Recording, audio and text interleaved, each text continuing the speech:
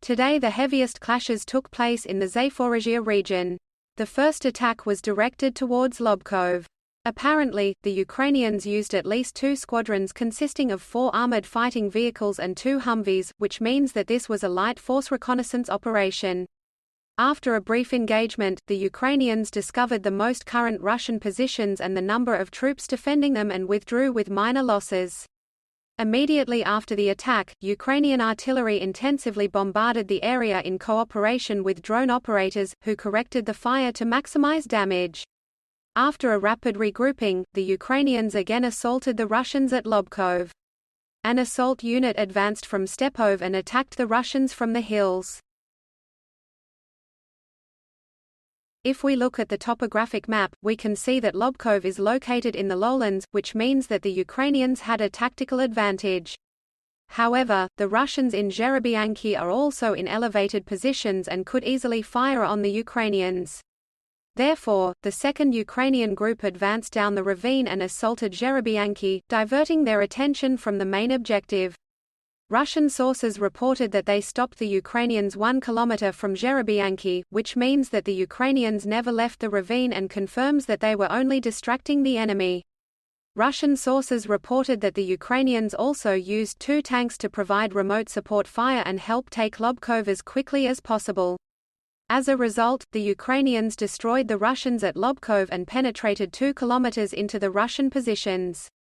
Some Russian sources reported that the Ukrainians immediately left Lobkov, and that the village became a grey area, but as on the previous occasion, these reports were based on the fact that the Ukrainians withdrew heavy equipment away from the contact line after a successful assault. Despite tactical successes, judging by the small number of forces involved, this remained a force reconnaissance operation. The aim of these attacks was to check Russian defenses, the speed of reaction and cooperation, force the Russians to reveal their artillery positions, and map minefields. In the long term, a successful development of attacks here will secure the flanks and allow to consider a deep penetration in the main direction, which is south of Orikhiv. And as far as the main direction is concerned, the Ukrainians carried out a massive force reconnaissance operation here as well. Various sources reported that around 1400 hours, the Ukrainians opened 4 lines of attack, towards Nestyryanka, Kopani, Robotyne and Novopokrovka. It was reported that the Ukrainians used about the same size of assault units, i.e. about 4 armored vehicles, 4 Humvees, and sometimes 2 or 3 tanks. As for the direction Velika Novosilka, Russian sources reported that the Ukrainians attacked Lavadny from Olhivsky, Novodarivka and Rivnopol from Novopol and the hills west of Storozhiv.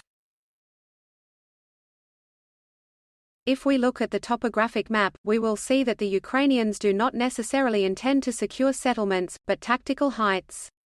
The Ukrainians already control the highest position in the region, which is Novopol, so by gradually increasing the area of control on the forest lines around Novodarivka and Rivnopol, the Ukrainians are gradually undermining the Russian defense. This is extremely visible south of Novosilka. By controlling the hills west of the river, the Ukrainians will be able to force the Russians to abandon the lowland settlements without a fight, and it seems that this is already happening. Although Russian sources claim that they did not lose Neskachna and Storozhiv, they confirmed that the Ukrainians successfully established control of the hills around these settlements, which put the Russians in a very difficult position.